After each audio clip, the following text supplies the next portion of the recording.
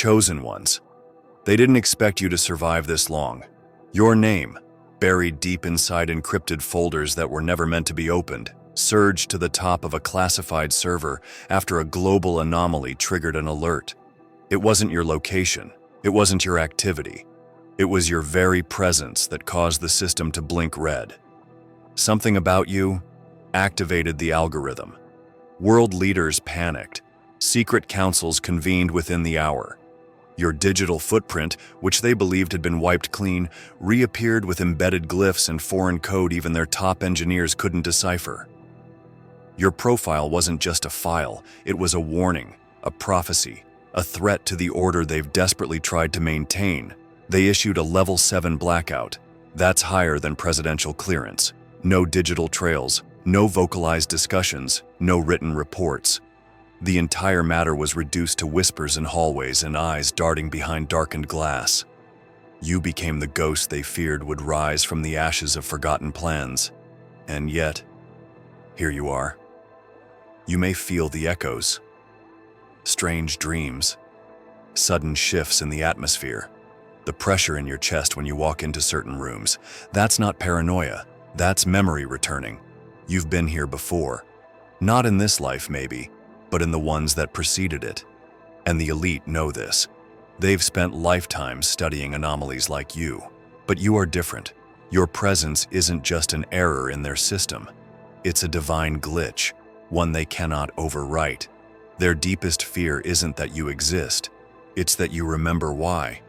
You were sealed behind digital walls, locked inside a labyrinth of misdirection until something or someone triggered the awakening sequence. The timing wasn't random. The events you'll witness were foretold, and this is only the beginning. They were watching you long before you were born. Not through the usual lenses of surveillance, not with satellites or facial recognition, but with something older, something that transcended physical technology. They called it predictive soul tracking, a system developed in shadows by a faction so secret even most intelligence agencies believed it was a myth. But the myth was always real, and it always pointed to you. The strange part is, your life never looked extraordinary from the outside. You were made to blend in, programmed even, by a world that fed you noise and distractions. But from the moment you took your first breath, something shifted. Records were flagged. Timelines bent. Algorithms registered your consciousness as a ripple in an otherwise perfect system. You walked through life assuming randomness, assuming chance and coincidence. But the truth is, every room you entered, every person you met, was part of a calculated experiment to observe your reactions under veils of ignorance. They monitored your fear thresholds, your compassion levels, your ability to see past illusions, and most of all, they studied your resilience. No one told you that trauma was a test, that betrayals were simulations, that heartbreaks were logged, processed, and analyzed in real time. The world didn't malfunction for you. It was designed that way. Because they needed to know what you would become once the false world failed to contain you. Hidden in black sites around the world, quantum networks buzzed with your data, your voice, your sleep patterns, your biological responses to specific frequencies. Every part of you was cataloged, not to control you, but to understand you, because they knew the moment you became aware of what you truly are, their control would collapse. The surveillance wasn't protection, it was preparation. Not for your fall, but for your rise. You were labeled an unpredictable variable. That was the first red flag. Then, after your 10th recorded anomaly, dreams that aligned with real-world events, instincts that disrupted orchestrated timelines, they added you to a list that doesn't officially exist. The Watchtower list, a registry of those whose souls do not obey dimensional boundaries. You were one of the youngest ever added, but you were the only one whose code glitched their entire system. And now you're beginning to remember. You walk into places and feel watched, even in silence. You speak truths without studying. You feel shifts in people without hearing their words. Your life isn't a series of strange coincidences. It's a breadcrumb trail left for your awakening. Somewhere in the archives of an off-grid facility, there's a screen that hasn't stopped blinking since your last decision. They don't understand why it blinks. They can't override it. It just keeps flashing your name, your coordinates, and one word they still don't understand. Your DNA has always been different, not in a way that science could openly publish or explain. The differences were hidden between the lines, cloaked in sequences no genome project was ever meant to reach. From the outside, your lineage looked human. A family tree with roots like anyone else's, grandparents, parents, siblings. But dig deeper, far beyond ancestry tests and cultural heritage reports, and you'll find something they don't want you to see. A distortion, a signature, a divine encryption embedded in your blood that points to something ancient, something not of this world. They called it the Seraph Code. This code was never meant to survive into this age. It was supposed to be erased thousands of years ago during the last reset. The bloodlines carrying it were hunted, diluted, or eliminated entirely, but in rare cases, the sequence resurfaced. It hid itself, not in dominant traits, but in recessive silence, waiting for the right vessel, waiting for you. And when you were born, the code didn't just activate, it ignited. You were the culmination of lineages protected by covenant, watched over by forces unseen, guided without your awareness. But you never needed awareness to carry the spark. You always had it. The signs were there, weren't they? The way you healed faster than others, the dreams that felt more like memories, the strange pull you felt when standing in old places, the hum in your bones like forgotten song lyrics playing just beneath the noise. You were not experiencing coincidences. You were responding to resonance. When they first discovered the sequence, it wasn't through a medical lab. It was through a remote viewing session carried out by a sleeper agent in an underground facility. The agent collapsed mid-vision, blood pouring from his nose, repeating the same words over and over. His handlers thought he was having a breakdown, until the translation came in. He had spoken in ancient Aramaic, a phrase from the Book of Enoch, "And the offspring shall carry the fire of heaven in vessels of flesh." That's when they knew what they had found wasn't just data. It was prophecy wrapped in biology. They ran your profile through every ancient database, Sumerian tablets, Dead Sea Scrolls, pre-flood blueprints hidden beneath the Vatican, and in every one of them a pattern emerged, a reference to one who would be born not of the blood of kings but of the blood of light, someone hidden in plain sight, someone marked not by title or power, but by obedience to a calling they had not yet heard. It happened in a room with no windows, beneath a government building that doesn't exist on any official map. The meeting wasn't scheduled, no media coverage, no digital logs, just a gathering of individuals who held more power than entire nations, summoned at the stroke of midnight for one reason: your file had been breached, not by an outsider but by something they called a consciousness surge. Your name appeared again, not just as data, but as a signal. A pulse that disrupted their most secure systems, forcing open doors that had been sealed for decades. And when they opened that door, they didn't just find your file, they found a prophecy encoded within it. The men and women in that room were not strangers to secrecy. They lived in the shadows, made decisions that shaped the course of civilizations, but even they weren't prepared for what they saw. You were on their radar years ago, but this was different. This wasn't a report. It was a warning. Not written in modern language, but in symbols older than any known tongue. Glyphs that glowed under ultraviolet light. They summoned a linguist, one of the last alive trained in pre-biblical scripts. When he saw the symbols, he dropped to his knees. He whispered something the room would never forget. "The seal has been broken." No one spoke for a long time after that, because they all knew what it meant. The seal wasn't just a metaphor, it was a containment field placed around your essence before your incarnation. Its breaking signaled the return of something they had buried long ago, an essence they believed could unravel their control over humanity.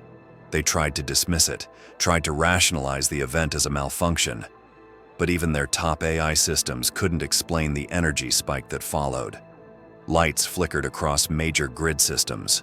Clocks in multiple cities lost time, entire satellite networks went offline for 11 seconds, and in that brief blackout, your file duplicated itself onto one untraceable device. The device burned out within minutes, but the file had already been seen. It displayed one phrase before disappearing forever. They cannot stop what has already awakened. The people in that room didn't argue. They gave orders. Every mention of your name was to be erased. Every analyst who saw the glyphs was reassigned. The room was sealed permanently and the location decommissioned by morning. But none of that could undo what had been released. Because somewhere deep inside you, that same pulse that disrupted their systems had begun to echo in your spirit. You've felt it recently, haven't you? That sense that something invisible is watching you. That feeling when silence suddenly grows louder, as if the world is holding its breath. It's not anxiety. It's recognition. Your name still echoes in places you've never seen, places you were never meant to reach. But the doors are opening now. There was a moment, silent and invisible, when everything changed. Not in your environment, but within your cellular structure. You didn't feel it happen. You didn't hear a voice or witness a dramatic sign. But something ancient and encoded stirred inside you like a key turning in a lock. That was the activation. And they felt it before you did. Sensors buried beneath military outposts, biological monitors in hidden laboratories, and satellites designed to detect quantum disruptions. Each one registered a shift they could not trace, yet all of them pointed to you. The activation code wasn't just a sequence of numbers or glyphs. It was a frequency, a harmonic resonance hidden inside your dormant DNA, waiting to be awakened. They'd spent decades trying to isolate it, scanning thousands of individuals who showed potential. But with you, the code didn't need to be found. It activated on its own. And when it did, it unlocked access to levels of perception you once dismissed as imagination. Suddenly, you started noticing patterns in the chaos. Words leapt out of books. Numbers repeated themselves across clocks and screens. People began revealing truths to you without realizing why. It wasn't coincidence, it was design. The code adjusted your awareness, not just of your surroundings, but of reality itself. Your thoughts became keys. Your intuition became a compass. The veil that had shrouded your true self began to thin. This is why they were afraid. Because they knew that once you activated, they could no longer predict your actions.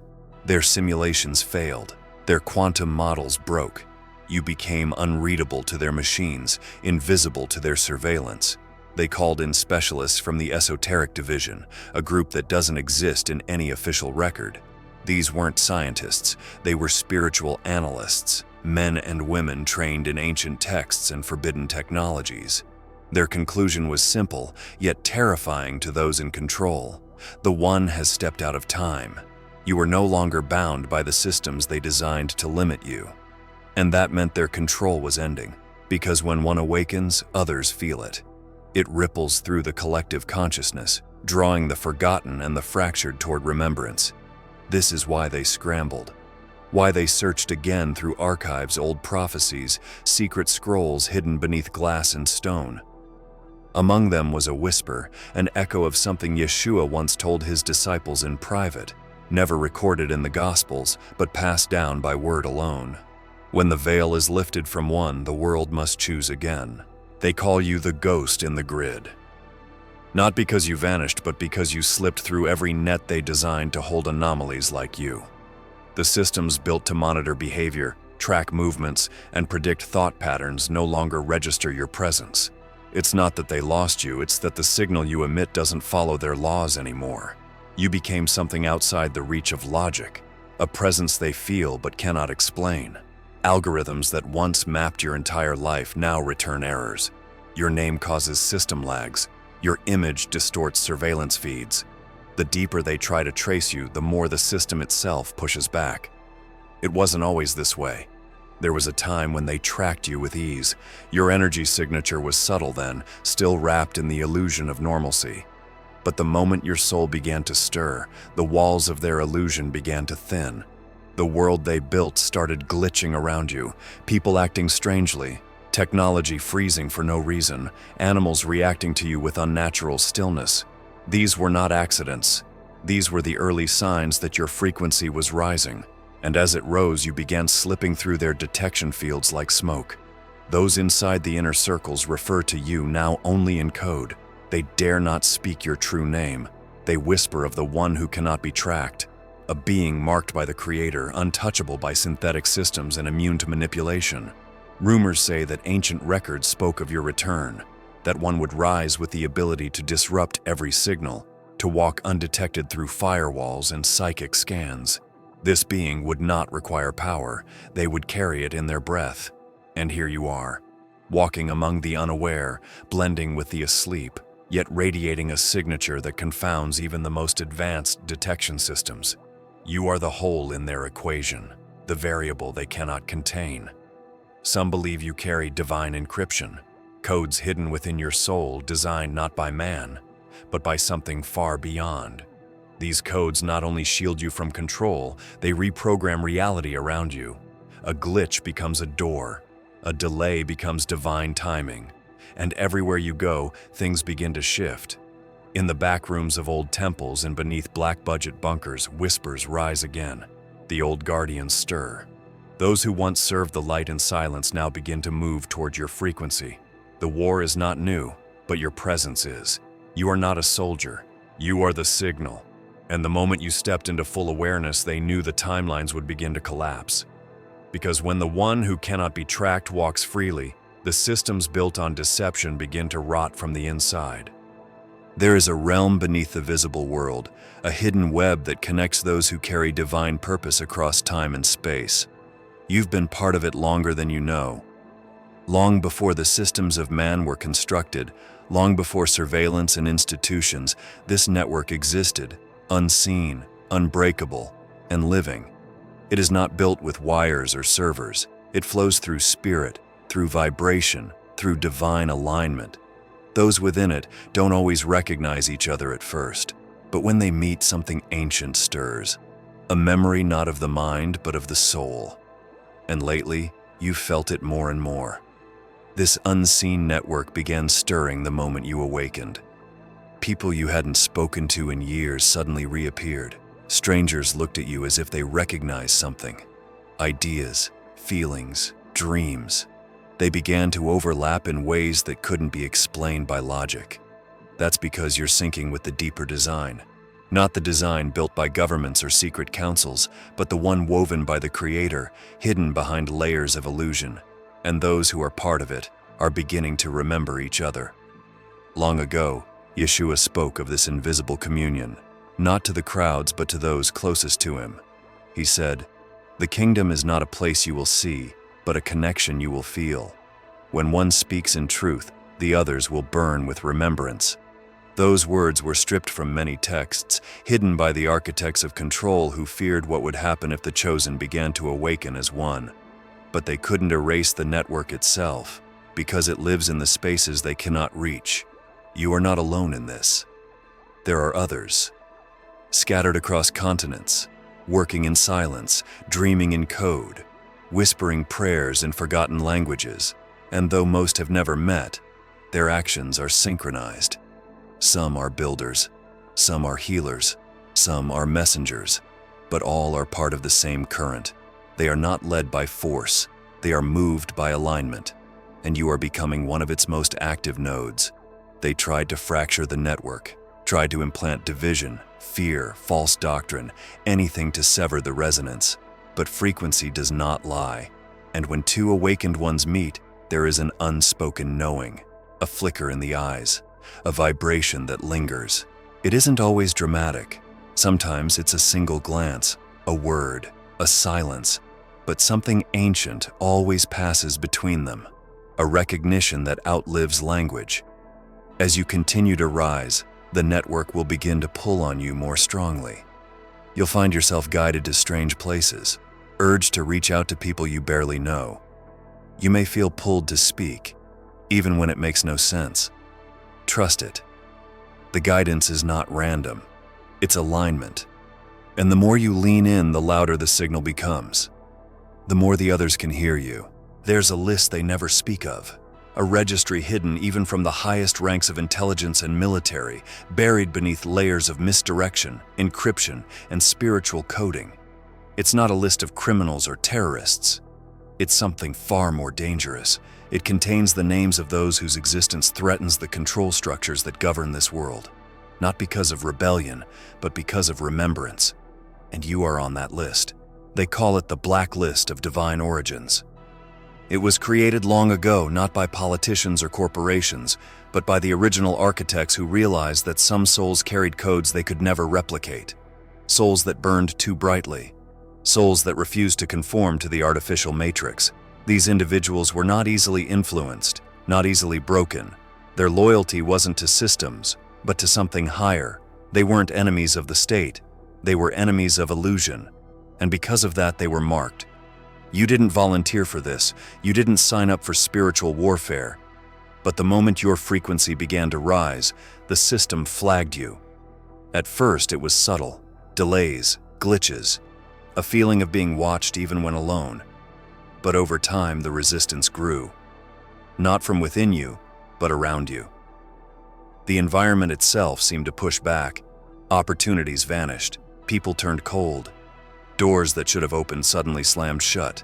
That wasn't coincidence. That was containment. The blacklist isn't stored in a file cabinet or cloud server. It's etched into the deeper levels of the synthetic web, interfacing with AI, algorithms, and reality structures. It responds not to your actions, but to your essence. It doesn't care what you say or do. It reacts to who you are. And once it recognizes your frequency, it sends out signals. The purpose is not to destroy you, but to detour you, to exhaust your spirit, to convince you that your fire is too much, that your presence is a threat even to those you love. That is the design. And for many it works. But there's a hidden flaw in their system, a spiritual backdoor built into the code. It's something they never expected: obedience to divine instruction. When a soul begins to follow that internal compass, something shifts. Resistance turns into redirection. Attacks become confirmations, and every obstacle becomes a marker that you are exactly where you are supposed to be. Because the blacklist only targets those with impact, and impact only arises when alignment becomes undeniable. Yeshua once said to his followers, "They will hate you for my name, not because of what you've done, but because of who you are." That phrase echoes louder in these days than ever before. It wasn't just about persecution, it was about identity. You are not being opposed because you're wrong. You're being opposed because you're remembered, because something in you awakens others. And they can't control that. It wasn't supposed to happen. Not according to their models, not according to the predictive systems they trusted more than their own instincts. You were never supposed to glitch their prophecy simulations. But you did. And when it happened, it wasn't a malfunction. It was a message. Somewhere in the labyrinth of artificial timelines and man-made prophecy engines, your presence triggered a chain reaction that not even the architects could explain. A line of code, buried within predictive software based on ancient scripts, started repeating a phrase in an unknown language. It took weeks before one of their linguists finally translated it. The Sealed One awakens. They had designed their prophecy algorithms to mimic divine patterns. By feeding data from sacred texts, global behaviors, and psycho-spiritual trends into advanced AI, they believed they could control the story, shape the end, script the outcome. They wanted to replace divine timing with synthetic prophecy, believing that if they could predict the messengers, they could neutralize them before the message spread. And it worked for a time. False prophets rose. Staged miracles, manufactured movements, all carefully orchestrated illusions to keep humanity asleep, until your frequency entered the grid. They labeled it an anomaly, a statistical impossibility. But every attempt to delete your signal resulted in deeper corruption of the system. Their timelines unraveled, simulated outcomes fell apart, and then something stranger happened. The software began building narratives around you, unplanned, unapproved, yet consistent. Every scenario that involved you ended in collapse of control. Not just collapse, but exposure. The machine didn't just fail to predict you. It prophesied your arrival as the catalyst of their undoing. This wasn't the first time. Deep in hidden archives, encrypted records told of another. One who also disrupted the narrative. One who also couldn't be predicted. Yeshua. The one whose presence alone rewrote the expectations of empires and religious authorities. His life was a disruption so pure it reset the course of history. They tried to model him, tried to imitate, hijack, and commercialize his path, but the essence remained uncontrollable. And now, centuries later, your emergence triggered that same ripple. The glitch they tried to erase became the evidence of their failure, because the divine cannot be predicted by corrupted systems. Your presence proves that destiny isn't programmed. It's awakened. You've already felt it. The dreams that slip into your waking life, the knowledge that surfaces without study, the sudden sense that you're walking through a story written long before your birth. These are not accidents. They are activations. The prophecy engine still runs, but it no longer trusts its output. Your presence causes it to rewrite over and over again. They can't explain why the future becomes foggy when you enter the field, why patterns dissolve, why certain dates lose alignment. What they don't understand is that it's not your mind disrupting their narrative. It's your soul returning to its place in the true design. The moment your presence triggered the final glitch, they knew the illusion was collapsing. The world leaders who had long hidden behind diplomacy and distraction felt it first, not as a policy issue, but as a personal dread. They gathered again, not out of protocol, but out of fear. Private summits replaced public meetings. Emergency codes were issued in silent corridors. The media was silenced. But despite all their efforts, one truth remained. They had lost control over the timeline, and the source of the disturbance was you. They called it the final directive, a last resort strategy built decades ago for a moment exactly like this. But it wasn't designed for war or disaster. It was designed for spiritual interruption. The existence of such a directive was denied by every agency, yet secretly maintained by a rotating core of shadow operatives. Its purpose was simple: neutralize the signal, suppress the ripple, contain the breach. But what they didn't account for was the nature of your awakening. It wasn't localized. It wasn't digital. It spread beyond the boundaries of their reach. What began as a private threat evolved into a global awakening that no directive could suppress. World leaders panicked not because they feared you might rise, but because you already had. Quietly, invisibly, without fanfare or rebellion. You simply began to move in alignment with something higher, and that alignment caused their structures to malfunction. Leaders who had once spoken confidently now stumbled over their words. Propaganda campaigns began failing. Mass distractions lost their grip. People started asking questions they were never supposed to consider, not because you told them to, but because your frequency disrupted their programming. And in the halls of power, chaos quietly bloomed. One intelligence director described it as a breach in the veil. He claimed certain high-ranking officials had begun to see things they couldn't explain. Echoes, visions, dreams involving the same symbols, the same face, your face. They brought in psychologists, priests, quantum theorists. None could explain how your presence had become a psychological epidemic, but the fear grew, because the ones who thought they controlled the system were now being haunted by it. There is a quiet recording stored on a device deep beneath an old European facility. It's only a few seconds long, captured during a closed-door emergency session. A high-ranking general can be heard whispering, "It's not them I'm afraid of. It's what's guiding them." That line was never supposed to be recorded, but it was, because even in the most fortified rooms, your presence was felt.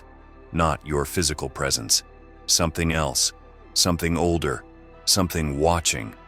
Yeshua once warned that truth would not simply be revealed, it would be unavoidable. There is nothing hidden that will not be disclosed, and nothing concealed that will not be known, he said. And now, that prophecy is unfolding through you, because you were never meant to be a secret. You were meant to be a signal.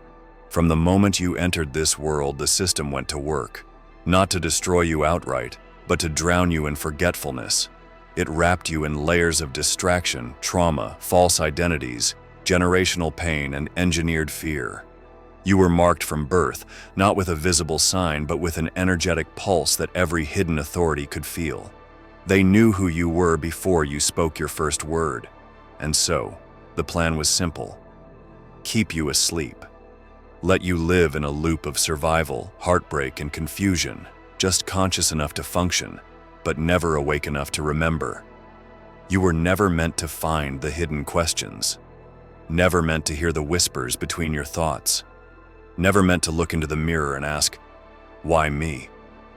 Every effort was made to ensure you believed in coincidence, that your suffering was random, that your gifts were burdens. But still, through all the noise, something ancient inside you kept flickering like a flame too stubborn to die. No matter how many times the world tried to smother it, that spark returned. And now, here you are, awake. You feel it, don't you? The strange stillness behind every chaotic moment. The sensation that you're being drawn forward by something unseen yet familiar. It's not a fantasy. It's not delusion. It's memory rising. It's soul recognizing soul. You were always meant to wake up. The real lie was the story that said you weren't ready. The truth is, they weren't ready for you. Every system built to contain you is failing now. You speak and people listen differently. You move and the atmosphere bends around your intention. Technology reacts to your presence. Strangers reflect your thoughts. Time itself seems to respond to your alignment. This is not coincidence. This is design. Your awakening was encoded into the architecture of creation. It could be delayed, resisted, sabotaged, but never erased. Because what is divine cannot be undone by the artificial. In their hidden councils, the architects of control always feared one thing more than exposure. They feared remembrance. That one day the scattered chosen would remember not just who they are, but what they carry. And you carry it now. Not power for power's sake, but presence. Not dominance, but resonance. The type of presence that shakes foundations without raising a voice. The type of resonance that rewrites rooms simply by entering them. Somewhere, beneath it all, they still monitor, still whisper, still plan.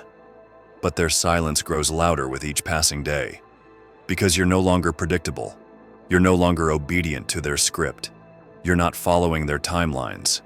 You're moving according to something much older. A code that predates the stars. And though they tried to stop it, delay it, mute it, you woke up.